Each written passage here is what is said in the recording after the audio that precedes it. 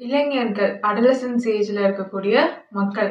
So இதுக்கு முன்னாடி வீடியோல ட்ரக்ஸ் பத்தி பார்த்திருந்தோம். ஸோ அது எப்படி இந்த அடலசன்ஸ் ஏஜ்ல இருக்கக்கூடிய மக்களுடைய கெமிக்கல்ஸை பாதிக்குது. அதனால சொசைட்டிக்கு என்ன மாதிரியான மாற்றங்கள் வரும்? ஆக்கப்பூர்வமா வருமா? ஆக்கப்பூர்வமா வரணும்னா எந்த மாதிரி மாற்றங்கள் இருக்கணும்? இல்ல இப்போ சூழ்நிலை எப்படி நகர்ந்துட்டு இருக்கு அப்படின்றதெல்லாம் முன்னாடி வீடியோல பார்த்திருந்தோம். இந்த வீடியோல சினிமா, மூவிஸ், மீடியா இதெல்லாம் எப்படிப்பட்ட ஒரு பங்கு ஆற்றுது இளைஞர்களுடைய கெமிக்கல்ஸ்ல. ஏன்னா ஒரு மனுஷன் அப்படின்றவன் ஒரு கெமிக்கலா செய்யப்பட்ட ஒரு ரோபோட் மாதிரி. இப்போ உங்களுடைய சோல் கான்சியஸ்னஸ் அப்படிங்கிறது பைல் ஆஃப் மெமரி, கரெக்டா?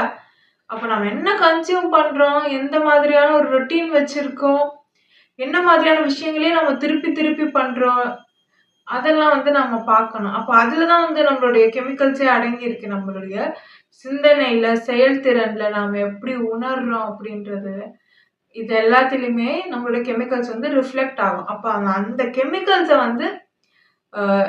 நமக்கே தெரியாம நாம் என்ன பண்றோம், மற்ற விஷயங்கள் இன்ஃப்ளூயன்ஸ் பண்றதுக்கு விடுறோம். அதுல ஒண்ணு எனர்ஜி ஃபீல்டு, நம்மளை சுத்தி இருக்கக்கூடிய எனர்ஜி ஃபீல்டு. அதுல நல்ல பாசிட்டிவ் வைப்ரேஷன்ஸ் இருந்தா, இந்த பாசிட்டிவ் வைப்ரேஷன்னா வேற ஒண்ணுமே இல்லை, எலக்ட்ரோ மேக்னெட்டிக் ஃபீல்டு. உங்க உடம்புக்கு ஏற்றாற் போல இருந்ததுன்னா என்ன ஆகும், நல்ல கரண்ட் ஃப்ளோ இருக்கும், உற்சாகமா இருப்பீங்க. அப்போ வெளியில இருக்கக்கூடிய விஷயங்கள் என்ன ஆகுது, நம்மளுடைய உடல்ல மாற்றத்தை ஏற்படுத்துது, கெமிக்கல்ஸ்ல மாற்றம் ஏற்படுது.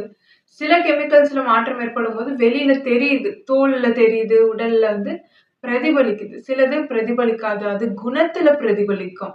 அதுலயும் உங்க நியூரல் நெட்வொர்க்ல, நர்வஸ் சிஸ்டம்ல எல்லாம் மாற்றம் வருது அப்படின்னு சொன்னா அதெல்லாம் எப்படி பிரதிபலிக்கும், குணத்துல பிரதிபலிக்கும். அப்போ இந்த நீங்க பார்க்கக்கூடிய விஷயங்கள் எல்லாமே நாம கன்சியூம் பண்றோம்.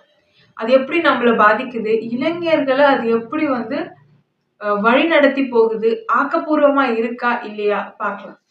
இப்போ ஒரு படம் ரிலீஸ் ஆகுது அப்படின்னா அந்த படத்தை இளைஞர்கள் எல்லாருமே போய் பார்க்குறாங்க. நான் முன்னாடி சொல்லியிருந்தேன், நம்ம எல்லாமே ஒரு டவர் மாதிரி, ஒரு ஹியூமன் டவர்ஸ் மாதிரி. நம்மளோட தாட்ஸ் எல்லாமே எலக்ட்ரிக் சிக்னல்ஸ், கரெக்டா? அப்போ நம்ம எல்லாருமே ஒன்னா சேர்ந்து ஒரு விஷயத்த பண்றோம், என்ன நடக்கும், சீக்கிரமா மேனிஃபெஸ்ட் ஆகும். அதுவும் அடலசன்ஸ் ஏஜ்ல கரண்ட் ஃப்ளோ நல்லா இருக்கும். என்ன அவங்களுடைய ஃப்ரீக்வன்சி லோ வைப்ரேஷன்ல இருக்கும், ஆனா கரண்ட் ஃப்ளோ நல்லா இருக்கும், அசிடிக்கா இருக்கிறதுனால. ஒருத்தரை பார்த்துட்டு அப்பெல்லாம் கண் யாருக்கு எல்லோவோ இருக்கோ அவங்கெல்லாம் கிட்டத்தட்ட குண்டலினி ப்ராசஸ்ல நடுவுல இருக்காங்கன்னு அர்த்தம். உடம்பு ஒல்லியா போயிடும் அந்த மாதிரி. சிலவங்க எல்லாம் பாத்தீங்கன்னா கண்ணு நல்ல வெள்ளையா இருக்கும், முழிச்சு முழிச்சு அப்படி பார்க்கும் அந்த குழந்தைங்கலாம்.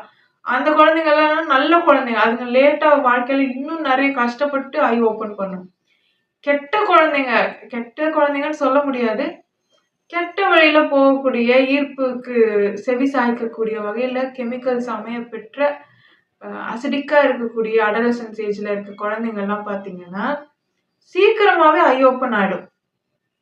நல்லவங்களுக்கு எனக்கு காலமே இல்லைன்ற மாதிரி என்ன ஆகும், லேட்டா தான் இந்த நல்ல குழந்தைங்க எல்லாம் இன்னும் கஷ்டப்பட்டு வரும். அப்போ இந்த அசிடிக்கா இருக்கக்கூடிய ஒரு அடலசன்ஸ் ஏஜ்ல இருக்கக்கூடிய பசங்க எல்லாமே ஒரு படம் பாக்குறாங்க அப்படின்னா அதை என்ஜாய் பண்ணி பார்ப்பாங்க. அவங்க நியூரல் நெட்வொர்க் ரொம்ப சந்தோஷமா இருக்கும், அதை என்ஜாய் பண்ணி குதூகலமா பாக்குறாங்க. நிறைய பேர் சேர்ந்து வேற பாக்குறாங்க. என்ன படம் பாக்குறாங்களோ அதை என்ன பண்ணுவாங்கன்னா அப்படியே அப்சர்வ் பண்ணிப்பாங்க. ஆனா அவங்களுக்கு ஒருத்தவங்களை பிடிச்சு போச்சு அப்படின்னா மோஸ்ட்லி பெருவாரியா இந்த நடிகைகள் எல்லாருக்கும் பிடிக்கிறதுக்கு காரணம் இவங்களுக்கும் அவங்களுக்கும் என்ன இருக்கும், ஒரே மாதிரி ஒரு டிஎன்ஏ இருக்கும். ஸோ நம்மள மாதிரியே இருந்தாலும் நமக்கு என்ன பார்க்கும், பிடிச்சிடும்.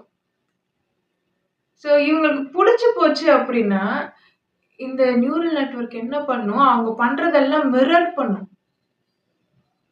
கரெக்டா? இப்போ ஒருத்தவங்க நான் எப்படி பேசுறேனோ என்கிட்ட அதே மாதிரியே பேசுனாங்க, என்னுடைய ஃப்ரீக்வன்சில அவங்க கரெக்டா அதுல மாதிரியே மேட்ச் பண்ணி வைப்ரேட் பண்றாங்கன்னா ஐ ஃபீல் சோ கம்ஃபர்டபுள், இல்லையா?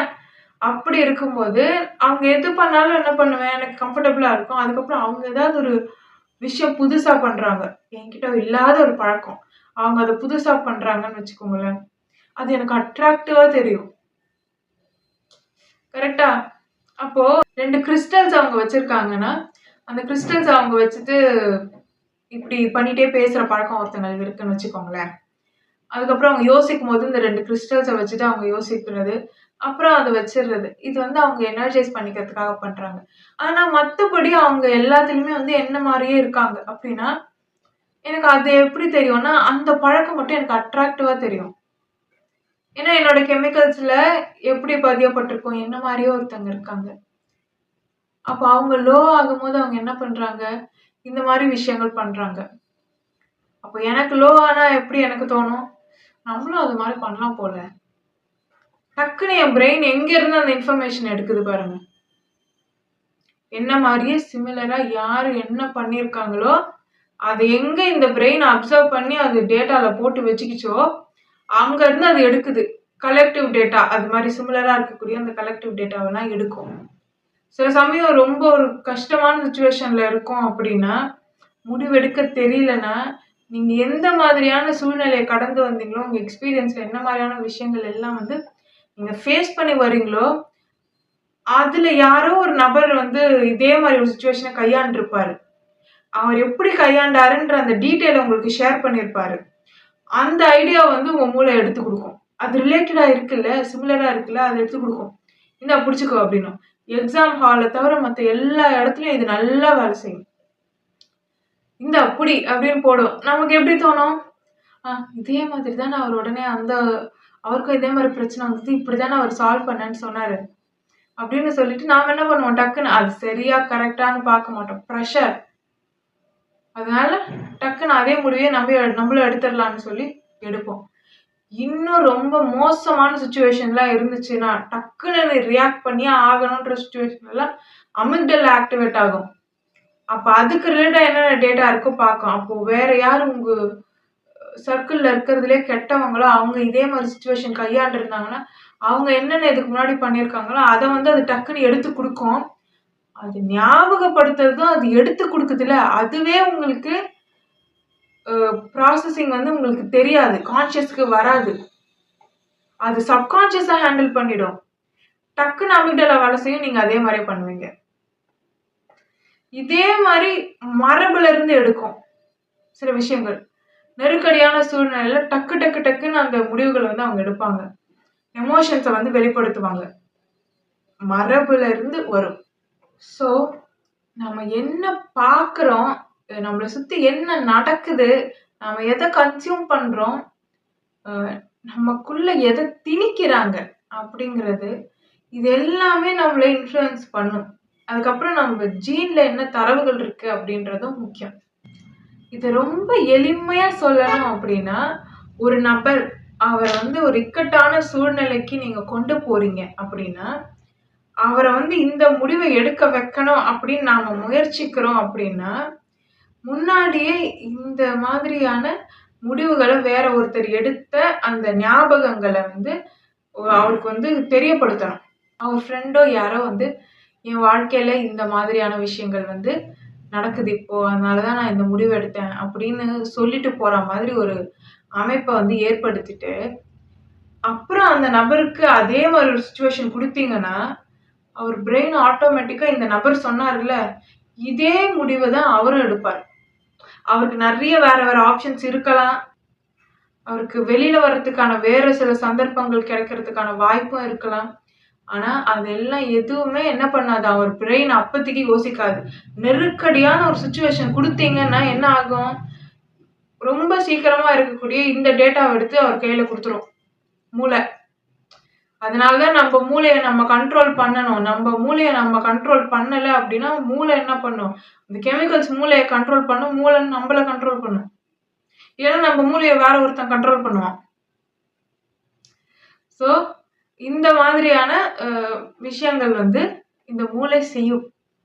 நெருக்கடியான சூழ்நிலையிலையும் யாரு அமைதியா இருக்காங்களோ, பொறுமையா இருக்காங்களோ, அவங்க கெமிக்கல்ஸை கண்ட்ரோல் பண்றாங்கன்னு அர்த்தம். அவங்க பிரெயினை அவங்க கண்ட்ரோல் பண்றாங்க அப்படின்னு அர்த்தம்.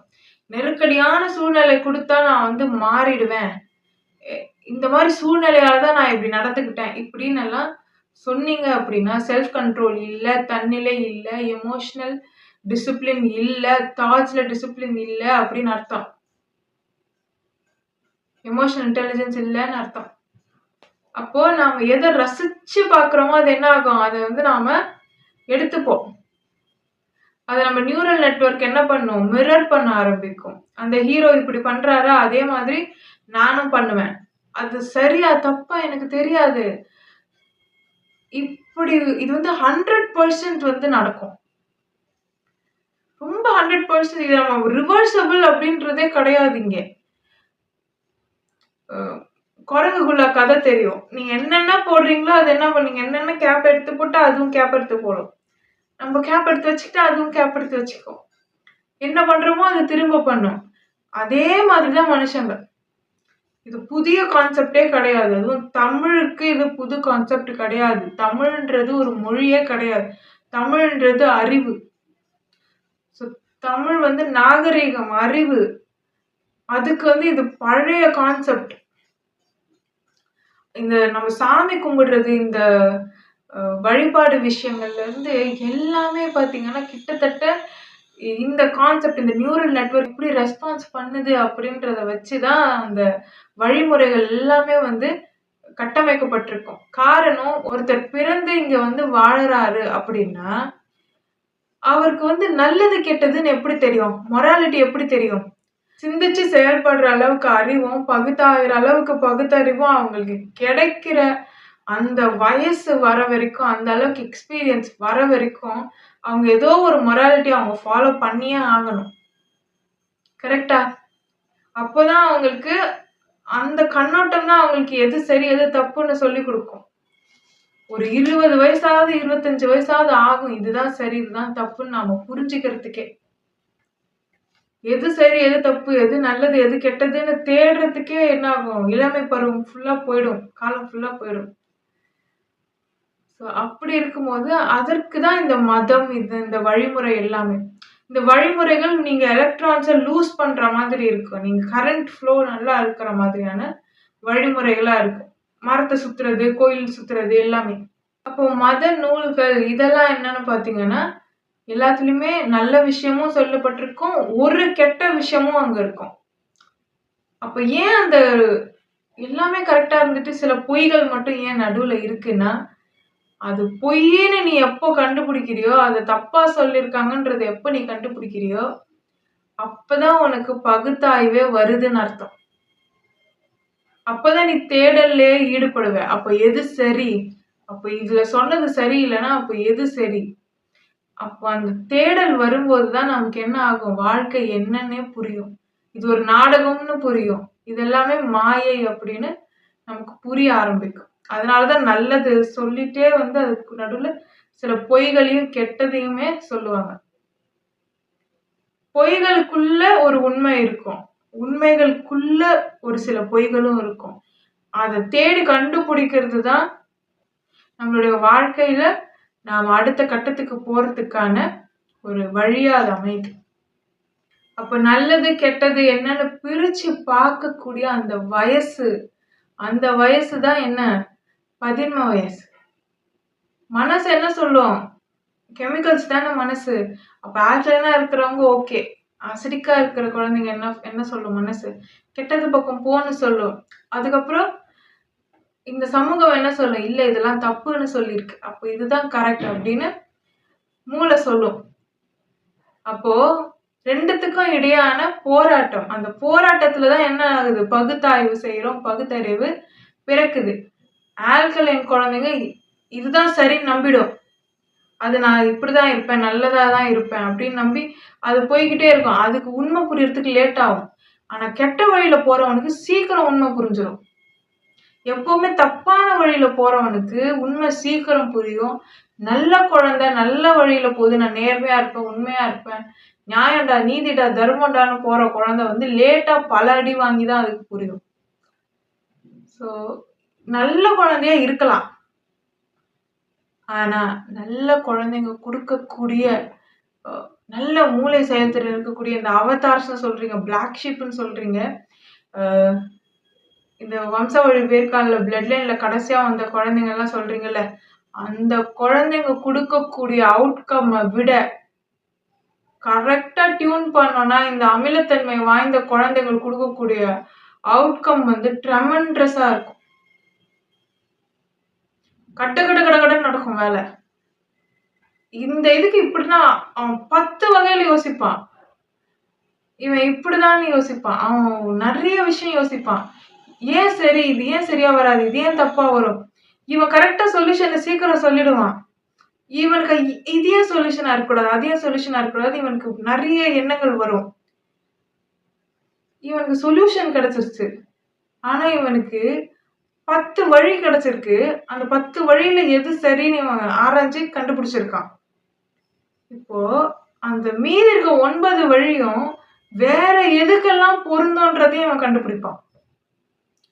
பல ஸ்ட்ரீம்ஸை இவங்களால உருவாக்க முடியும். இன்னும் சொல்லப்போனா அடுத்தடுத்து பல நியூ பிரான்ச் ஆஃப் சயின்ஸ் எல்லாம் வந்து இவங்களால கொண்டு வர முடியும். எதெல்லாம் இங்க ஃபெயிலியர் ஆச்சோ அதெல்லாம் வேற எந்த இடத்துல சக்சஸ்ஃபுல்லா அமையும்னு பார்ப்பான். ஏன்னா அவனுக்கு ஈகோ இருக்கும். நல்ல குழந்தைக்கு ஈகோ இருக்காது. கெட்ட குழந்தைக்கு ஈகோ இருக்கும். கெட்டன்னு சொல்ல முடியாது. அசடிக்கா இருக்கிறவனுக்கு. அப்போ நான் சொன்னது தப்புன்னு சொல்றீங்களா? அப்போ வேற எந்த இடத்துக்கு இது சரியாகும்னு அந்த ஈகோவை தூண்டி அவன் யோசிப்பான். அப்படி யோசிக்கும் போது அந்த மத்த சொன்னாலே 9 தவறான சொல்யூஷன் அதெல்லாம் எந்த இடத்துல சரியாகும்னு யோசிப்பான். கரெக்டா டியூன் பண்ணோம்னா இது நம்மளுடைய புதையல் மாதிரி இருக்கும். அப்போ ஒரு அடலசன்ஸ் ஏஜ்ல இருக்க ஒரு குழந்தைக்கு உடனே என்ன ஆகும்னா ஒரு கான்செப்டை புரிஞ்சு படிக்கக்கூடிய அளவுக்கு அதுக்கு பொறுமை இருக்காது. பிரெயின்ல என்ன ஆகுது, எலக்ட்ரிக் வேவ்ஸ் போயிட்டே இருக்கு. அதுக்கு டிஸ்சார்ஜ் ஆயிட்டே இருக்கு. உடம்பு ஹீட்டா இருக்கு. அப்ப என்ன ஆகும், டக்கு டக்கு டக்கு டக்குன்னு மைண்ட் வேவரிங்கா இருக்கும். தாட்ஸ் வந்துகிட்டே இருக்கும். ஒரு கவனத்தை குவிக்கவே முடியாது. ஆல்கலைனா இருக்கிற குழந்தை தத்தி சாம்ராட். ஏற்கனவே ஃபீல்டு பத்தல அதுக்கு. அது என்ன பண்ணும், அது மூலம் பாத்தீங்கன்னா நல்லா வேலை செய்யும். அது கவனத்தை குவிச்சு புக்கு படிக்கிறது, ரிசர்ச் பண்றது இதுல எல்லாம் இது போகும். அசடிக்கா இருக்கிறதுக்கு வந்து டக்கு டக்குன்னு டிஸ்ட்ராக்ஷன் நிறைய இருக்கும். இவங்களுக்கு வந்து கரெக்டா ஃபோக்கஸ் வரல அப்படின்னு சொன்னா என்ன ஆகும், அந்த விஷயத்தெல்லாம் செய்ய மாட்டாங்க. அப்ப எதுல இவங்களுக்கு ஃபோக்கஸ் வரும் அப்படின்னா, இவங்க பேஷனேட்டா இருக்கக்கூடிய விஷயத்துல எல்லாம் இவங்களுக்கு ஃபோக்கஸ் வரும். அதெல்லாம் வந்து இவங்க கப்பு கப்புன்னு என்ன பண்ணுவாங்க, அடாப்ட் பண்ணிப்பாங்க. அதுக்கு வந்து இவங்க நியூரல் நெட்வொர்க் என்ன பண்ணும், உடனே வந்து சிங்க்ரனைஸ் ஆக ஆரம்பிக்கும். அப்போ ஒரு படம் பாக்குறாங்க, ஒரு சீரியல் பாக்குறாங்க, ஒரு சீரீஸ் பாக்குறாங்க, இல்ல எந்த விஷயம் யாரு வந்து அவங்க ரோல் மாடலா வச்சிருக்காங்களோ, அவங்க கெட்ட விஷயங்கள் பண்றாங்க, அதை இவங்க பாக்குறாங்க, அதுக்கு இவங்க வந்து சிங்க்ரனைஸ் ஆகுறாங்க, அட்ராக்ட் ஆகுறாங்க அப்படின்னா, இவங்க அந்த வழியில ரொம்ப சீக்கிரம் போயிடுவாங்க.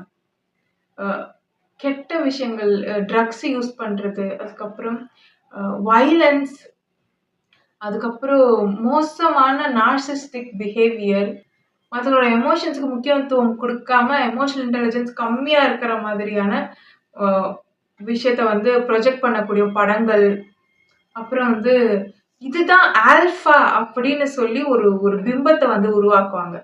அப்போ அந்த ஆல்ஃபாவா காட்டக்கூடிய நபர் வந்து எப்படி இருப்பார் அப்படின்னு பாத்தீங்கன்னா, இந்த படங்கள்ல வந்து அவரு பேஷனேட்டா ஒரு விஷயம் பண்ற மாதிரி காட்டுவாங்க. ஆனா அது மோசமான விஷயமா இருக்கும்.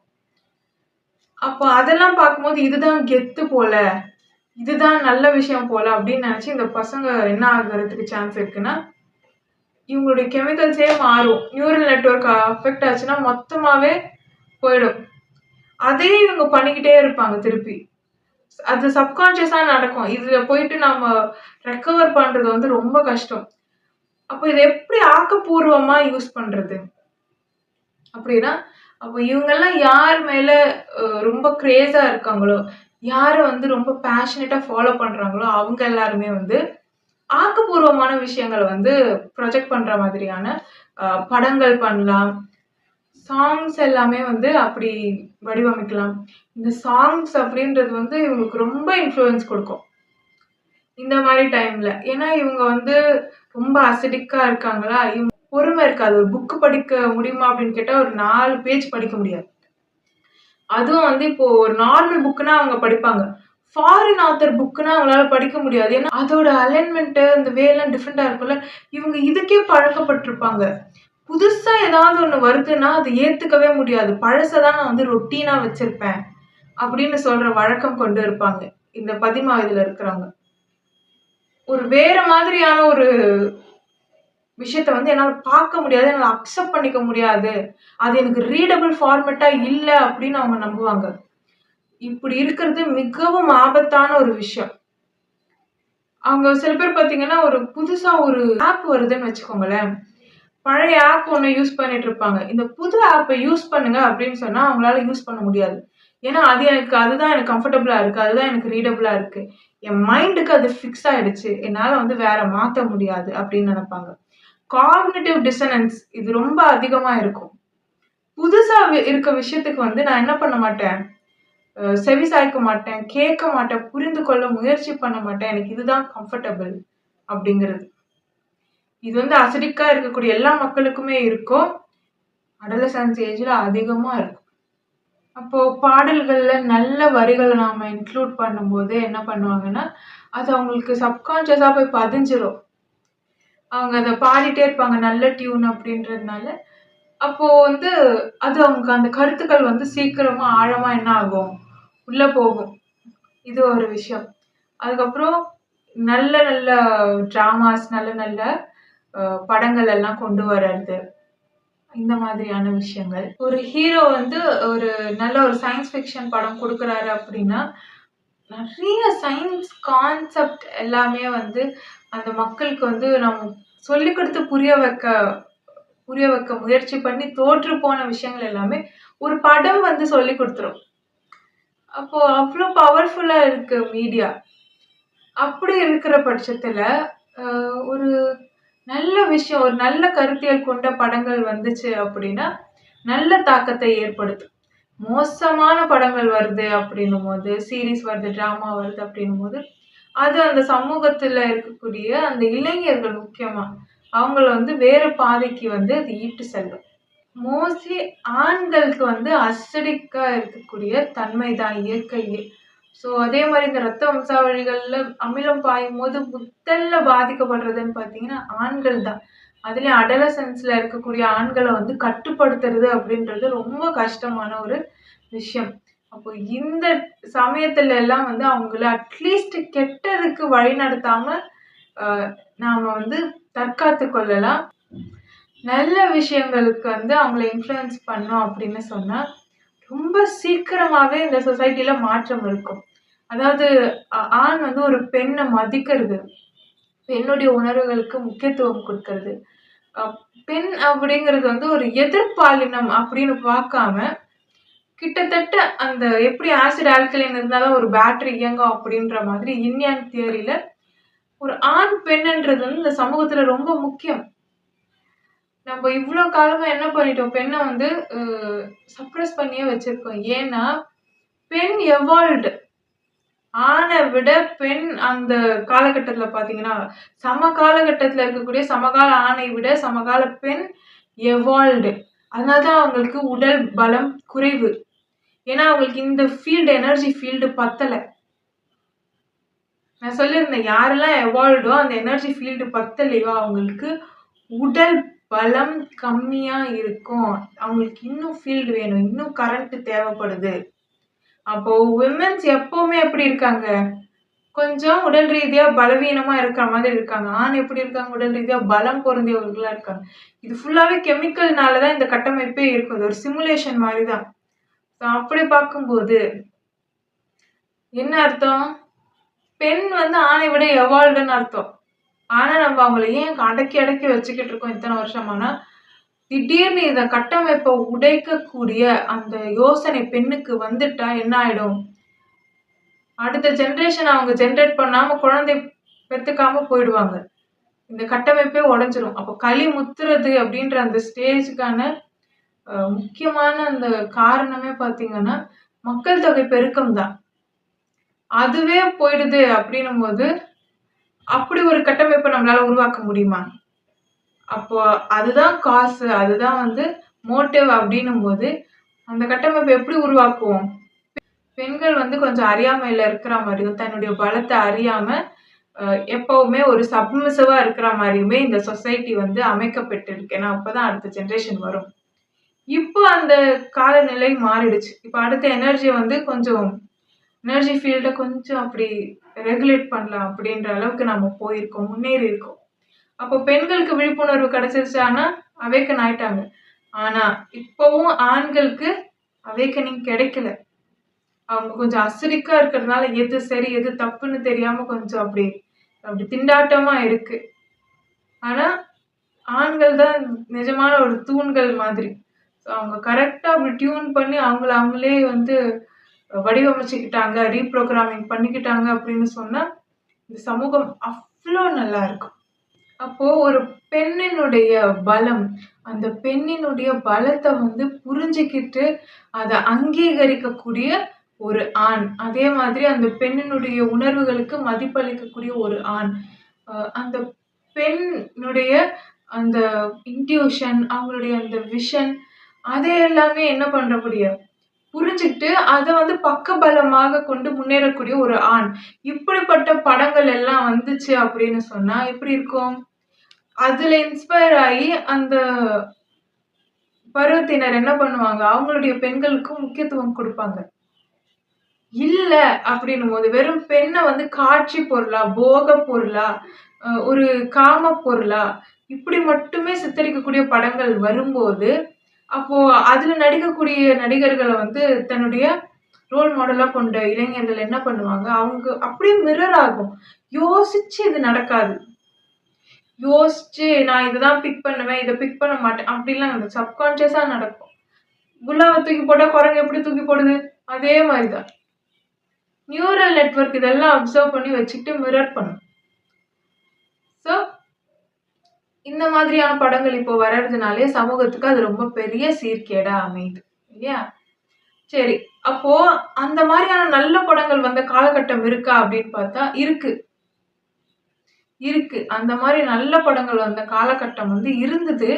அப்போ வந்து சொசைட்டில வந்து பெருசா வந்து கஷ்டங்கள் வரல பெண்களுக்கு மோஸ்ட்லி. அப்பதான் வந்து பெண்கள் வந்து நல்லா இம்ப்ரூவ் ஆனாங்க.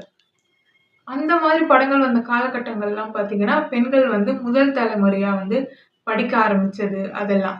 அப்போ பாலச்சந்தர் படங்கள், பாலுமகேந்திரா படங்கள், ரொம்ப ஒரு மசாலா எல்லாம் இருக்கிற இப்ப இருக்க படம் மாரி இல்லனாலுமே, அதுல ஒரு ரியாலிட்டி இருக்கும். ரொம்ப ரியலிஸ்டிக்கா இருக்கும். ஒரு சோல் இருக்கும். அந்த மாதிரி. அந்த படங்கள் வந்த பீரியட் எல்லாம் பார்த்தீங்கன்னா, அதுக்கப்புறம் ஒரு இம்பாக்ட் பார்த்தீங்கன்னா நல்லா இருந்தது. அதுக்கு முன்னாடி பார்த்தீங்கன்னா, பெண்கள் வந்து மோசமா தான் நடத்தப்பட்டாங்க. அது இருந்த காலகட்டம் நல்லா இருந்தது. அதுக்கப்புறம் திரிபு ஏற்பட்ட காலகட்டம் பார்த்தீங்கன்னா, திருப்பி நம்ம மோசமா தான் விழுந்திருக்கோம். ஸோ இந்த கதைகளுக்கு வந்து ரொம்ப முக்கியமான ஒரு பங்கு இருக்கு மனுஷனுடைய இந்த உளவியல்லயும் சரி, அவங்களுடைய கெமிக்கல்ஸ்லயும். ஒரு சமூகத்தோட கட்டமைப்பே எதுல இருக்கு? அவங்களுடைய கதையில தான் இருக்கு. மித்தாலஜிக்கல் ஸ்டோரீஸ்ல தான் இருக்கு. அவங்க என்ன பேட்டர்ன் அங்க ஓடுது அப்படின்றது தான் முக்கியம். என்ன விஷயத்த நாம செஞ்சுட்டு இருக்கோமோ, அதே தான் திருப்பி திருப்பி செய்வோம். அடுத்த ஜெனரேஷனும் அதே தான் செய்வாங்க. அன்டில் ஒரு ஒரு specific set of people evolve ஆகி வேற ஒரு ரொட்டீனை கொண்டு வந்து இங்க புகுத்துற வரைக்கும். இப்படியும் பார்க்கலாம், இப்படியும் நடந்து கொள்ளலாம், இப்படியும் பேசலாம், இப்படியும் அப்ரோச் பண்ணலாம், இப்படியும் ப்ராப்ளம்ஸ் எல்லாம் சால்வ் பண்ணலாம், இப்படியும் பழைய ப்ராப்ளம்ஸ் எல்லாம் வராம நம்மளால ப்ரிவென்ட் பண்ண முடியும்னு அவங்க சொல்ற வரைக்கும் நடந்ததே தான் என்ன ஆகும்? நடந்துகிட்டே இருக்கும். ஒரே கதை தான் திருப்பி திருப்பி நடக்கும். ஸோ இவங்க வீட்ல என்ன நடந்ததோ அதான் அவங்க வீட்ல நடக்கும். அவங்க வீட்ல என்ன நடந்ததோ அதான் பக்கத்து வீட்ல நடக்கும். அதுக்கு மனுஷங்க வந்து பழகிடுவாங்க. நார்மலைஸ் ஆயிடும். அங்கேயும் அப்படிதான் நடந்தது அப்படின்னுவாங்க. அப்புறம் இவங்க பிரச்சனை சொன்னா, இங்கேயும் அப்படிதான் நடந்தது. எல்லா இடத்துலயும் அதான் நடக்குது அப்படின்னு சொல்லிட்டு அத நார்மலைஸ் பண்ணிடுவாங்க. அத உடைச்சு வெளியில வரணும் அப்படிங்கிற அந்த எண்ணமே வந்து வராது. பெண்கள கண்ணியமா காட்டக்கூடிய படங்கள் இருந்தப்பவும், பெண்களுக்கு முக்கியத்துவம் கொடுக்கக்கூடிய வகையில எடுக்கப்படக்கூடிய படங்களும் சரி, பெண்கள் கதாபாத்திரம் வந்து ஸ்ட்ராங்கா இருந்து வடிவமைக்கக்கூடிய படங்களும் சரி, இந்த பெண்கள் கதாபாத்திரம் அப்படிங்கிறதுக்கே ரொம்ப பெரிய குழப்பம் இருக்கு. ஏன்னா ஒரு பெண் ஸ்ட்ராங் அப்படின்னு சொல்லிட்டா, உடனே அவங்களுக்கு ஒரு மஸ்குலைன் டச்சா குடுத்துருவாங்க. ரொம்ப மஸ்குலைனா இருந்தா தான் அந்த பெண் வந்து ஸ்ட்ராங் அப்படின்னு. பெண் தன்மையிலே இருந்துட்டு ஸ்ட்ராங்கா இருக்க முடியும். பெண்ணே ஸ்ட்ராங் தான். அதுல என்ன பெண் வந்து ரொம்ப ஆண் தன்மையா மாறி ஸ்ட்ராங்கா இருக்கிறது? அப்போ இந்த சொசைட்டியே உளவியல் ரீதியா எப்படி இருக்குன்னா, ஒரு ஆணை போல நடந்து கொள்கிற பெண் தான் வந்து ஒரு ஸ்ட்ராங்கான பெண் அப்படின்னு. கல்யாணம் பண்ணி குழந்தை பெத்து புருஷனே நல்லா இல்லை இருந்தாலும் குழந்தை பெத்து அந்த குழந்தையாவது நல்லா வளரட்டும்னு சொல்லி வாழ்க்கையை தியாகம் பண்ணி அந்த குழந்தைக்கு புருஷனோட டச்சே வராம அந்த மாதிரியான கெட்ட எண்ணங்களோ கொடூர குணமோ வந்துடாம பிள்ளைகளை நல்லபடியா வளர்த்து அவங்கள முதல் தலைமுறையா கரை சேர்க்கிற பெண்கள் எல்லாம் ஸ்ட்ராங் இல்லையா? அப்படி ஒரு கணவரே மோசமா இருக்காருன்னும் போது அடுத்த தலைமுறை நல்லா இருக்கணும்னு சொல்லி அடுத்த தலைமுறை படிக்க வச்சு இப்ப அவங்க வெளிநாட்டுல செட்டில் ஆயிருக்காங்க அப்படின்னு சொன்னா அந்த பெண்கள் ஸ்ட்ராங் இல்லையா? அவங்க என்ன பேண்ட் ஷர்ட்டை மாட்டிட்டு இல்ல எனக்கு அடுத்த ஜென்ரேஷனே வேண்டாம், நான் படிச்சு நான் காசு சம்பாதிச்சு நான் என்னோட லைஃபை வாழ்வேன் அப்படின்னு போயிட்டாங்களா? பெண்ணும் சுயநலமா இருக்கலாம். இப்ப ஆண்கள் சுயநலமா இருக்கிற மாதிரி பெண்களும் சுயநலமா இருக்கலாம். ஆண்கள் மாதிரி இப்ப எல்லாத்தையுமே பெண்கள் பண்றது தானே சக்சஸ்ஃபுல் விமென், ஸ்ட்ராங் விமென். அப்படிதானே? அப்ப ஆண்கள் மாதிரி நானும் சுயநலமா இருக்கேன்னு சொல்லி போயிட்டு கெரியர் ஓரியன்டா, கோல் ஓரியன்டா, பர்பஸ் ட்ரிவனா போயிட்டு எல்லாமே சக்சஸ்ஃபுல்லா நடந்து நான் இப்போ என்னோட கரியர் பிசினஸ் எல்லாமே நான் சக்சஸ்ஃபுல்லா ரன் பண்றேன் அப்படின்னு எல்லா பெண்களுமே போயிட்டா அடுத்த தலைமுறை ரொம்ப நல்லா இருக்கும். பழைய தரவுகளை சுமக்கிறதே ஆண்கள் தான் டோட்டலா. அப்போ ஆண்கள் அவங்க என்ன தரவுகளை சுமக்கிறாங்கன்னு முதல்ல அவங்க தெரிஞ்சுக்கணும். அவங்க அதற்கான மாற்றத்திற்கு உட்படணும். அதற்கு ஆல்கலைனா இருக்க எவால்வ்டான பெண்கள் வந்து அதுக்கு ஹெல்ப் பண்ணணும்.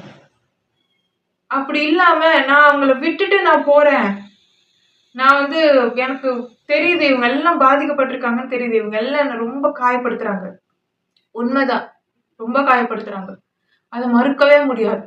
ஏன்னா அது ஒரு ரோகம், அவங்க பர்செப்ஷனே மாத்திடும், அது ஒரு ரோகம். ஸோ அதனால நான் அவங்க மேல என்ன பண்றேன், என்னால தாங்கிக்க முடியல, என்னோட கோபம் கையாலாகிற தனம் வெறுப்பா உமிழப்படுது. இதுக்கப்புறம் நான் என்ன பண்றேன், ஆண் சமூகத்தையே வெறுக்கிறேன் அப்படின்னு சொல்லிட்டு இது எல்லாத்தையும் விட்டுட்டு பெண்கள் போறாங்க. அண்ட் அந்த மாதிரி போற பெண்களை வந்து நம்ம என்ன பண்றோம், சக்சஸ்ஃபுல், அவங்க தான் ஸ்ட்ராங் விமன் அப்படின்னு காட்டுறோம். ஸோ அப்படிப்பட்ட பெண்கள் தான் ஸ்ட்ராங் விமன் அப்படின்னா அதை தான் இந்த மீடியாவில் வந்து அடையாளப்படுத்துறீங்க, சினிமாவில் வந்து அடையாளப்படுத்துறீங்க அப்படின்னா அப்படியே அடுத்த தலைமுறை பெண்கள் எல்லாருமே மாறினா உங்களுக்கு கரெக்டாக இருக்குமா? அடுத்த தலைமுறை இருக்குமா? ஆண்கள் எல்லாருக்கும் பைத்தியம் பிடிச்சிடும். ஆண்கள் ரொம்ப மோசமான நிலைக்கு போவாங்க. எப்பவுமே எல்லாருக்குமே ஏதோ ஒரு வழியில தாய்கிட்ட இருந்தோ அவங்களுடைய மனைவியோ இல்ல காதலியோ இல்ல குழந்தையோ இல்ல ஒரு தங்கை அக்கா அவங்க கிட்ட இருந்து ஒரு அன்பு கிடைக்குதுன்னா, ஒரு அன்கண்டிஷனல் லவ் கிடைக்குதுன்னா அது எப்பேற்பட்ட மனுஷனையும் ஒரு ஆணை குறிப்பா அவங்க கெட்டது செய்யறதுல இருந்து தடுத்து நிறுத்தும். அவங்க மிருகமா மாறுறதுல இருந்து தடுத்து நிறுத்தும். அது அவங்க மிருகமா மாறுறாங்க இல்லையா, அதை வந்து இது தடுத்து நிறுத்தும். திருப்பி மனிதர்களா அவங்கள வாழ வைக்கும். ஸோ எங்க இருந்தோ நமக்கு ஒரு லவ் கிடைச்சிருச்சு அப்படின்னு சொன்னா நம்மள எத்தனை கஷ்டத்துக்கு அடுத்த மக்கள் உட்படுத்தினாலும் சரி அதை தாங்கி நாம நிற்போம். ஏன்னா நம்மளை புரிஞ்சுக்கிட்டவங்க ஒருத்தராவது இருக்காங்க, நமக்கு அவங்க கிட்ட இருந்து அன்பு கிடைக்குதுல்ல. அது வந்து நம்மள மிருகமா மாத்தாது. இந்த சொசைட்டி எவ்வளவு நமக்கு கெட்டதை கொடுத்தாலும் திருப்பி அவங்கள மாதிரியே நம்ம மாற மாட்டோம். அப்போ ஒரு பெண் கெட்டவளா மாறுறதுக்கான காரணம் அவள் இந்த சொசைட்டில ரொம்ப கேவலமா நடத்துறதுனால. அதை யார் பண்றா? ஆண்கள் பண்றாங்க. ஆண் அப்படிப்பட்ட ஒரு மிருகமா மாறுறதுக்கு காரணம் என்ன? அவனுக்கு யாருமே அன்பு செய்யறதுக்கோ அவனுக்கு யாருமே வந்து ஒரு அவனுக்கான அந்த அன்பை கொடுக்கறதுக்கோ அவனை குணப்படுத்துறதுக்கோ அவனுக்குள்ள நடக்கிற அந்த கெமிக்கல் சேஞ்சஸை புரிஞ்சுக்கிறதுக்கோ வந்து அவனை சுத்தி இருக்க யாருமே இல்லை. அவன் கூட பழகுறவங்களும் கிட்டத்தட்ட அவன மாதிரியே இருக்காங்க. ஸோ ஒரு பெண் அடுத்த தலைமுறையை மாற்றணும் அப்படின்னு நினைச்சா தாராளமா மாத்த முடியும். இல்ல நான் இதை விட்டுட்டு போறேன், எனக்கு கம்ஃபர்டபுளா இல்ல அப்படின்னு சொன்னீங்கன்னா அடுத்த தலைமுறையே இல்லாம போயிடும். அத வந்து சமூகத்துல இதுதான் சிறந்த பெண் அப்படின்னு சொல்லி படங்கள்ல எல்லாம் நீங்க வந்து ப்ரொமோட் பண்றீங்க அப்படின்னு சொன்னா சமூகம் மோசமா போகும். பெண் தன்மைனா என்னன்னே தெரியல, எது பெண்ணோட பலம் அப்படின்னே தெரியல. அவங்க கண்ணோட்டத்துல எது வந்து ஒரு ஸ்ட்ராங் விமன் ஆண்கள் நினைக்கிறாங்களோ, அதுதான் படத்துல ப்ரொஜெக்ட் பண்றாங்க. ஒரு ஆணுக்கு எப்பவுமே தன் கூடவே இருந்து எல்லா பணிவிடையும் செய்யற பொண்ண வந்து பிடிக்காது. அலட்சியப்படுத்துவாங்க. அன்பா இருந்தாங்கன்னா கிளிங்கின்னு சொல்லுவாங்க. அலட்சியப்படுத்துவாங்க. ஈஸியா கிடைச்ச எது மேலயுமே ஆணுக்கு என்ன இருக்காது? ஈர்ப்பு இருக்காது. அப்போ ஒரு ஆண பொறுத்தவரைக்கும் ஒரு ஆல்ஃபா விமன், ஒரு ஒமேகா விமன் அப்படின்னா, எட்டாக்கனியா அவ இருக்கணும். அதுதான் என்ன? எனக்கு வந்து அது அது அது ஒரு ஸ்ட்ராங் விமனா எனக்கு தோணும். அந்த பெண்ணுக்கு வந்து அந்த பெண் வந்து ஆக்சஸிபிளா இருக்கக்கூடாது அப்படின்னும்போது தான் என்ன ஆகுது? எனக்கு அவ ஸ்ட்ராங்கா தெரியிறா. இந்த பெண்கள்லாம் பண்ணாத ஒரு விஷயத்த ஒரு பொண்ணு புதுசா பண்றான்னா, எனக்கு அவ எப்படி தெரியிறா? ஸ்ட்ராங்கா தெரியிறா. அது என்ன ஈர்க்குது. அப்ப அந்த பொண்ணு தான் ஸ்ட்ராங்ன்றது உளவியல் ரீதியா ஆண்களுடைய கருத்து. ஆனா உண்மை என்னன்னு பார்த்தீங்கன்னா, அது ஸ்ட்ராங்கான பொண்ணு இல்ல. உங்க அம்மா தான் ஸ்ட்ராங்கு. உன்னையே பெத்து வளர்க்குறாங்க அப்படின்னா, இந்த கருத்தியல் கொண்டு நீ வாழற அப்படின்னா, உங்க அம்மா ஸ்ட்ராங். ஆனா உனக்கு உங்க அம்மாவையே பாராட்ட தெரியல. உங்க அம்மாவையே உனக்கு புரியல. அப்போ உன் மனைவிய எப்படி புரிஞ்சுப்ப நடுவுல வந்தவங்கள? புரியாது. அப்ப நீ உன் பொண்ண எப்படி வளர்ப்ப? தெரியாது. அப்போ ஆண் அப்படின்னா என்னன்னு ஆண் புரிஞ்சுக்கணும். பெண் அப்படின்னா என்னன்னு பெண் புரிஞ்சுக்கணும். தங்களுடைய பலமே அவங்களுக்கு தெரியல. பெண்களுக்கு என்னன்னா, எனக்கு இது ஈஸியா வருதுல்ல, அதனால எனக்கு இதோட பலம் தெரியல. இன்னொன்னு எனக்கு இது ஈஸியா வர்றதுனால, நான் அத அதிகமா குடுக்குறேனா எல்லாருக்கும். அதனால அடுத்தவங்க என்ன பண்றாங்கன்னா, அத வந்து பாராட்ட மாட்டேங்கிறாங்க. அதுக்கான ரெகக்னிஷனும் எனக்கு கிடைக்கலையா? அதனால அதுதான் என்னோட பலம் அப்படின்றதே எனக்கு தெரியல. மறந்து போச்சு. அது என்னோட பலவீனமோன்னு நான் நெனச்சுக்கிட்டேன். இது பெண்களுடைய கருத்து. நான் அடுத்து வர வீடியோல பெண்கள் எப்படி இருப்பாங்கன்னு சொல்றேன். ஒரு இலக்கணம் எழுதக்கூடிய அளவுக்கு ஒரு பெண்ணுன்னா, ஒரு ஸ்ட்ராங் விமன்னா என்ன? அப்படின்னா என்னன்னே தெரியல யாருக்கும்.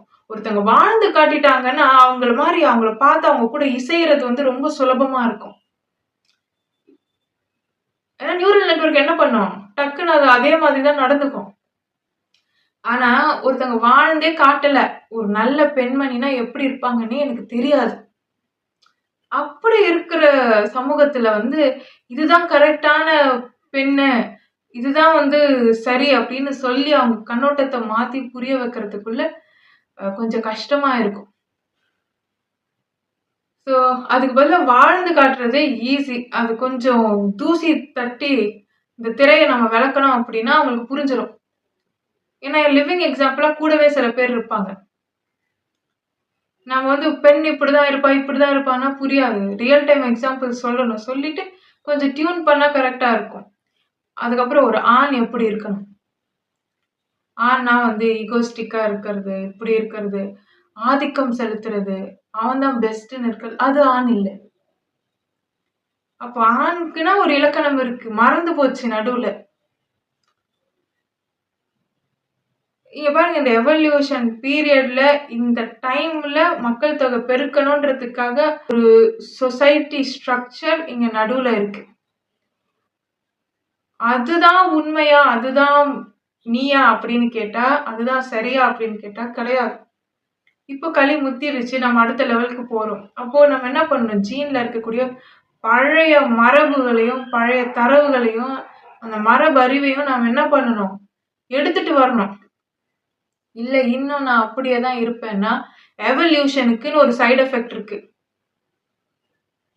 அதுல வந்து இந்த சமூக கட்டமைப்ப விட்டு எல்லாருமே போற மாதிரியும், இந்த சமூக கட்டமைப்பு உடையிற மாதிரியும் தான் அதோட அந்த சைட் எஃபெக்ட்ஸ் இருக்கும்.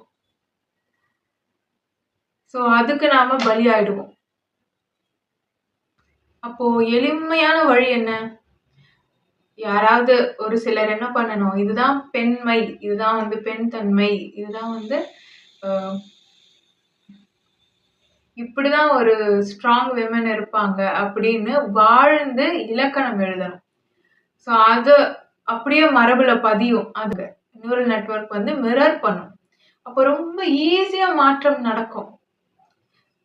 ஜெனடிக் அப்டேட் குடுக்குறவங்க எப்படி ஜெனடிக் அப்டேட் குடுக்குறாங்க? அவங்க ஒருத்தங்க மாறுனா எல்லாருமே மாறுறாங்க இல்லையா?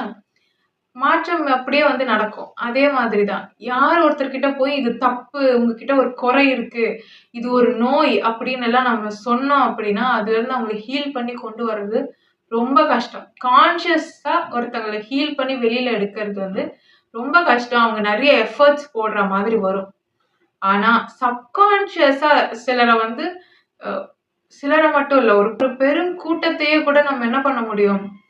அ சரி பண்ணிட முடியும். அவங்க கிட்ட அந்த குறை இருக்குன்னு சொல்லாமலே.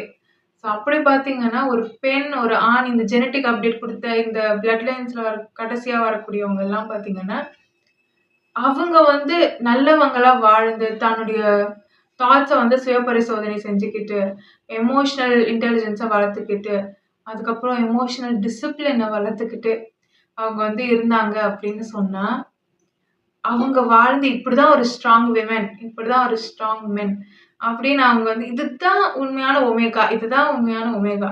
அந்த ஆல்ஃபா அப்படின்றது வேற. இப்போ ஒமேகாக்கான காலம். இப்படிதான் இருக்கணும். ஃபியூச்சர நோக்கி போறோம் இல்லையா? இப்படிதான் இருக்கணும் அப்படின்றத நம்ம வாழ்ந்து காட்டிட்டோம் அப்படின்னா, ரொம்ப ஈஸியா வேலை முடிஞ்சிரும். அப்போ இந்த ஜெனரேஷன்ல இருக்க அடலசன்ஸ் பீப்பிள்க்கு எல்லாம் இதுதான் ஐடியலான ஒரு விமன். இதுதான் ஐடியலான ஒரு மென்னோட கேரக்டரிஸ்டிக் அப்படின்னு சொல்லி ஒரு படம் எடுக்கிறோம், இல்ல ஒரு சீரிஸ் எடுக்கிறோம், இல்ல அப்படி ஒரு பாட்டு கூட இருக்கலாம். அதோட இம்பாக்ட் வந்து அதிகமா இருக்கும். அவங்களோட டோபமைன். அடுத்த தேடல் அது அவங்களுக்கு கிடைக்கும்போது தான் என்ன ஆகுது? டோபமைன் கிடைக்குது. ஸோ வெயிட் பண்ணி அவங்க என்ன பண்ணணும்? ஒரு விஷயத்த வந்து அடையணும். அதுக்கான அந்த பொறுமை கிடைக்கிறது இல்ல. இன்னொன்னு அ அவங்களுக்கு வந்து அந்த அடுத்து என்ன அப்படிங்கிற அந்த தேடல் வந்து வரவே விடாம, இந்த படங்களையும் அவங்க பார்க்குறாங்க. நமக்கு என்ன வேணும்னு யோசிக்கவே மாட்டேங்கிறாங்க. அதுல என்ன இருக்கோ அதுதான் இவங்க வந்து தங்களுடையதா எடுத்துக்கிறாங்க. அப்ப அத தாண்டி நமக்கு என்ன தனித்துவமா இருக்கு? நம்ம அடுத்து என்ன பண்ணணும்? அப்படிங்கிற விஷயத்த பத்தி அவங்க யோசிக்கிறதே கிடையாது. ஸோ இது ரொம்ப முக்கியமான ஒரு விஷயம். இது அங்க மட்டுப்பட்டு போயிடுது. அந்த டோபமைனுக்கான தேடல் வந்து சரியா அமையறதில்ல. அதனால தப்பான காரியத்தின் பின்னாடி போறது, தப்பான செயல்கள்ல ஈடுபடுறது, இந்த மாதிரி விஷயத்தினால அவங்களுக்கு கிடைக்கக்கூடிய பிளஷர வந்து அவங்க டோபமைனா எடுத்துக்கிறாங்க. சக்சஸ் அப்படின்றதுக்கான வேட்கை, அப்புறம் சக்சஸுக்கான டெஃபினிஷன். இந்த சக்சஸ்க்கான டெஃபினிஷன் வந்து இவங்க பார்க்கக்கூடிய இந்த சினிமா, இவங்க பார்க்கக்கூடிய வேற என்னென்ன மீடியாஸ் இருக்கோ, அதுல என்னென்ன கன்சியூம் பண்றாங்களோ, அதுல வந்து யார மக்கள் கொண்டாடுறாங்களோ, அதுதான் சக்சஸ் அப்படின்னு இவங்க நினைக்கிறாங்க. சோ அதனால என்ன ஆகுது? இவங்களுடைய ஒவ்வொருத்தவங்களுக்கும் தனித்தனி ரியாலிட்டி, தனித்தனி பெர்செப்ஷன், தனித்தனி கெமிக்கல்ஸ், தனித்துவம் ஒண்ணு இருக்கும். அதுல வந்து வெற்றி பெறுறது, அதை வெளிக்காட்டுறதும், அதுல வந்து ஆக்கப்பூர்வமான சில விஷயங்கள் இந்த சமூகத்துக்கு கொடுக்கறதும், அதுல சிறந்து விளங்குறதும் தான் இவங்களுடைய வெற்றி. மறந்துடுவாங்க. அவங்க செல்ஃப் டிஸ்கவரியே பண்ண மாட்டாங்க. என்ன பண்ணுவாங்க? மத்தவங்கள பார்த்து பார்த்து அவங்கள மாதிரி ஆகணும், இவங்கள மாதிரி ஆகணும். ஒருவேளை அவங்க கெமிக்கல்ஸோட இவங்க கெமிக்கல்ஸ் ஒத்து போச்சு அப்படின்னா கரெக்டா சிங்க்ரனைஸ் ஆகும், ரெசனேட் ஆகும். அவங்கள மாதிரியே இவங்க ஆவாங்க. ஃபார் எக்ஸாம்பிள் மியூசிக் ஃபீல்ட்ல இருக்கிறவங்க, வேற வேற ஃபீல்ட்ல இருக்கிறவங்க எல்லாம் அவங்களுக்கான இன்ஸ்பிரேஷனா ஒருத்தங்களை எடுத்துக்கிட்டு ஏன்னா கெமிக்கல்ஸ் ஒத்து போகும். அதனால அவங்க என்ன பண்றாங்க? பெரிய ஆளா வந்துடுறாங்க, சக்சஸ்ஃபுல்லா ஆயிடுறாங்க. அப்போ மத்த 13 வயதுல இருக்க குழந்தைகள் அத்தனை பேரும் வந்து ஒண்ணுமே இல்லையா, வேஸ்டா அப்படின்னா இல்ல. ஒவ்வொருத்தருக்குள்ளயும் திறமை இருக்கு, ஒவ்வொருத்தருக்குள்ளயும் தனித்துவம் இருக்கு, ஒவ்வொருத்தருக்குள்ளயும் அவ்வளவு பொட்டன்ஷியல் இருக்கு. இப்போ ஒரு அணு உலையில இருந்து தயாரிக்கப்பட்டு எடுக்கக்கூடிய கரண்ட்டை விட ஒரு மனிதனுடைய உடல்ல இருந்து வெளிப்படக்கூடிய எனர்ஜி பாத்தீங்கன்னா அதிகம். அப்படி இருக்கிற பட்சத்துல ஒவ்வொருத்தங்களுக்கும் தனித்தனி திறன் இருக்கு, தன்மை இருக்கு, ஆற்றல் இருக்கு. அப்போ அவங்களுக்கான களம் இங்க அமைக்கப்படல, அவங்கள ஒழுங்கா ஸ்ட்ரீம் பண்ணல, அவங்கள ஒழுங்கா வழி நடத்தல. அப்போ சில பேருக்கு மட்டும்தான் இந்த சமூகம் என்ன பண்ணுது, சில அடல்சன்ஸ் ஏஜ்ல இருக்கக்கூடிய அந்த இளைஞர்களுக்கு மட்டும்தான் அவங்களுடைய கெமிக்கல்ஸுக்கு மட்டும் தீனி போடுற வகையில இந்த சமூக கட்டமைப்பு இருக்கு. மற்றவங்களை இந்த சமூகம் கைவிட்டுடுச்சு. கைவிட்டுட்டு அவங்கள ஃபெயிலியர்னு சொல்றீங்க. மீனை பிடிச்சி தரையில போட்டுட்டு உனக்கு நடக்க தெரியல உனக்கு நடக்க தெரியல, அவனுக்கு தண்ணி தான் கரெக்டா இருக்கும்னு நம்ம கண்டுபிடிச்சு அவனை தண்ணியில எடுத்துட்டு போய் விட்டா அவன் நல்லா நீந்துவான். தரையில எடுத்துட்டு போய் போட்டுட்டு உனக்கு நடக்க தெரியல, உனக்கு மரம் ஏற தெரியல, இப்படி எல்லாம் சொல்லும் போது அவங்களுக்கு அவங்களே என்னமோ வந்து ஒரு பர்த்லெஸ் போல அப்படின்னு தோண ஆரம்பிக்கும் இல்லையா? ஸோ டேலண்ட்டை வந்து இந்த சொசைட்டி வந்து பொண்ணு புதைச்சிக்கிட்டு இருக்கு.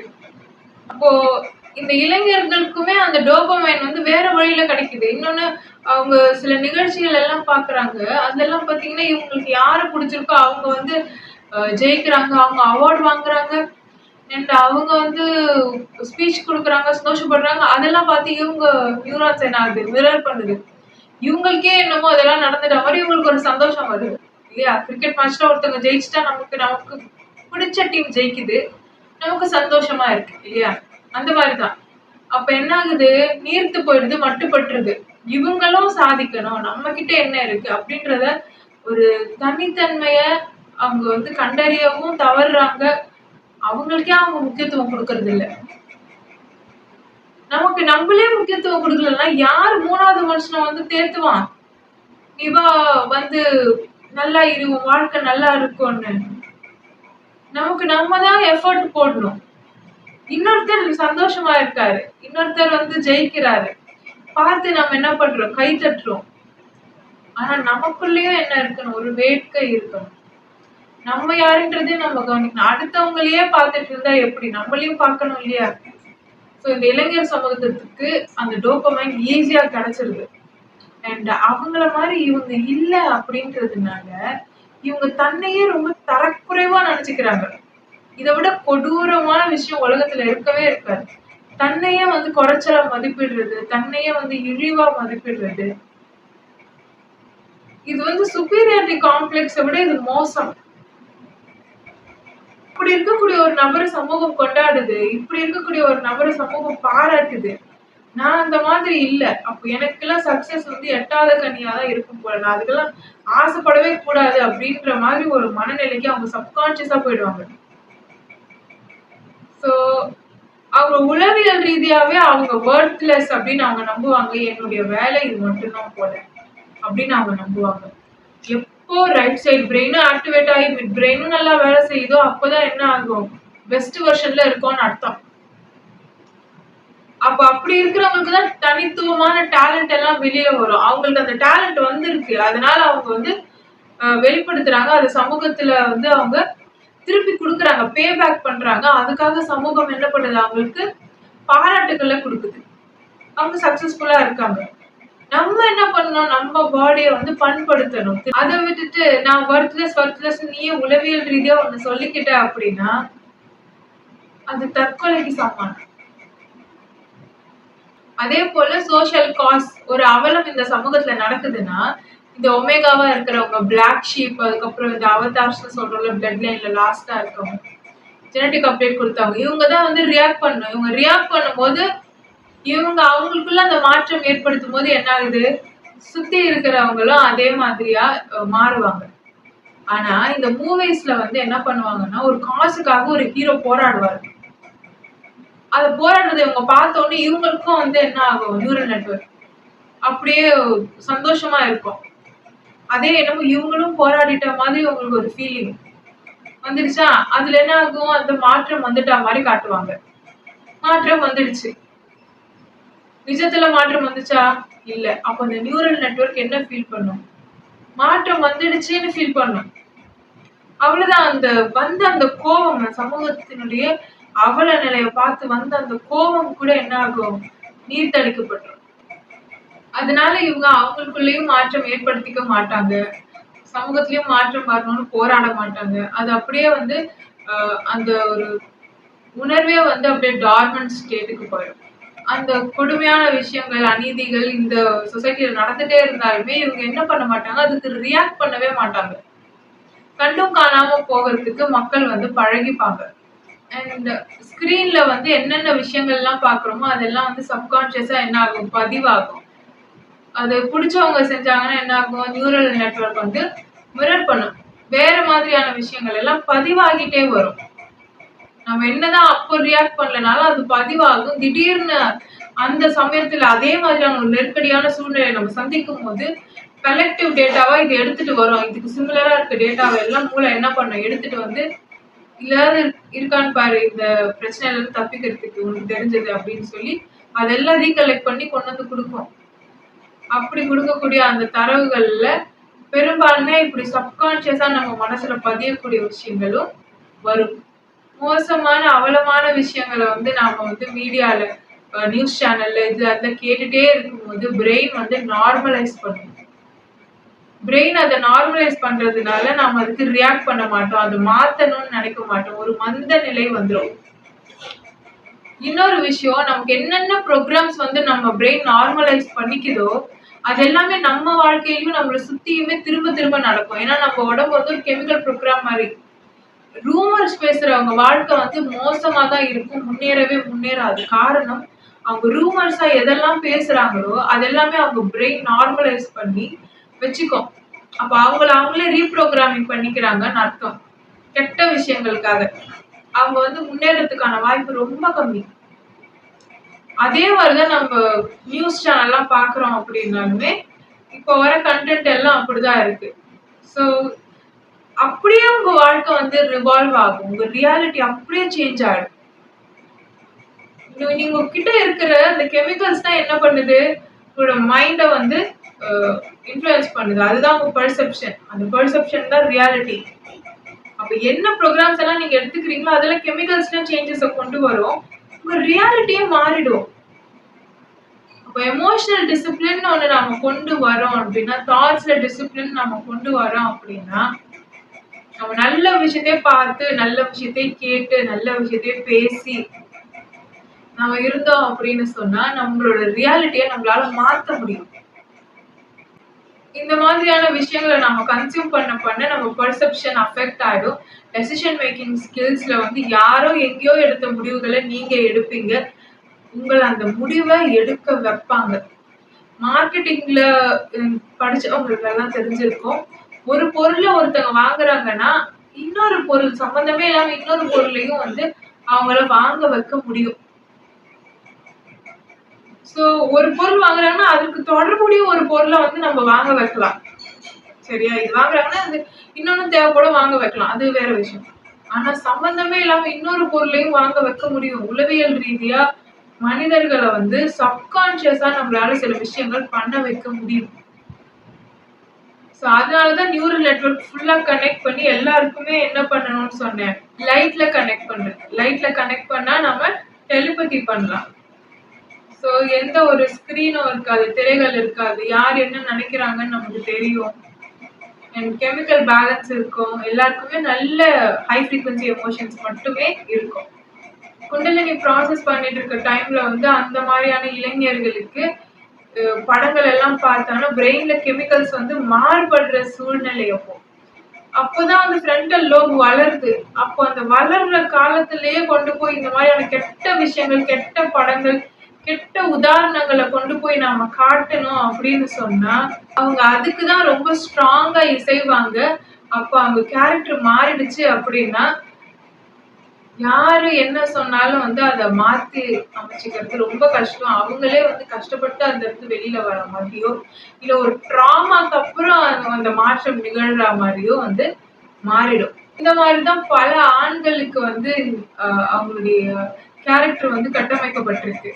சோ அந்த மாதிரி இருக்கும்போது அவங்களை கல்யாணம் பண்ணிக்கக்கூடிய மனைவிகளுக்கு வந்து ரொம்ப கஷ்டமா இருக்கும். அவங்கள மாத்தவும் முடியாது, திருத்தவும் முடியாது, அடுத்த ஜெனரேஷன் வேற வந்துடும். சோ இவங்களை சமாளிக்கிறதே கஷ்டம். இவங்களோட இந்த கேரக்டரை வந்து இந்த கேரக்டர்னால அவங்க குழந்தைங்களுக்கு ஏதாவது பாதிப்பு வந்து அதை வந்து இவங்களால தாங்க முடியல அப்படின்னாதான் அந்த குழந்தைங்க சொல்லுச்சுன்னா சில பேர் மாறுவாங்க. சில பேர் ரொம்ப அப்படியே போயிட்டு they will lose themselves.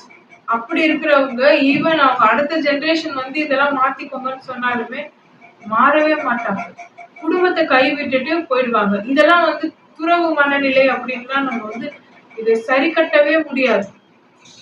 அவங்க வேற, எனக்கு அறிவு வந்துருச்சு, நாலேஜ் வந்துருச்சு, எனக்கு வந்து என்லைட்மெண்ட் ஆயிடுச்சு, நான் அங்க போய் உட்காந்துக்கிறேன், எனக்கு அங்கதான் ஃபீல்டு கரெக்டா இருக்குன்னு சொல்றாங்க வேற. கெமிக்கலி இம்பேலன்ஸ் நடந்ததுனால என்னால இதுக்கெல்லாம் சப்போர்ட் பண்ண முடியாதுன்னு ஒரு போதைக்காக ஒரு டிஎம்டி வரணுன்றதுக்காக சும்மா இங்க இருந்து போய் பரதேசி மாதிரி உட்கார்ந்துட்டு இருக்கிறவன், எந்த ஒரு நாலேஜும் இல்லாம இந்த சமூக பொறுப்பை எல்லாம் தட்டி கழிச்சுட்டு போய் உட்கார்றவங்க எல்லாம் பாத்தீங்கன்னா மனநோயாளிகள். இந்த மாதிரி மனநோயாளிகளை தான் இந்த சமூகம் வந்து என்ன பண்ணுது, இப்போ உற்பத்தி பண்ணிக்கிட்டு இருக்கு. இதனால நிறைய பெண்களோட வாழ்க்கையுமே கெடுது. அடுத்த ஜெனரேஷனும் மோசமா போகுது. நன்றி. Love is God.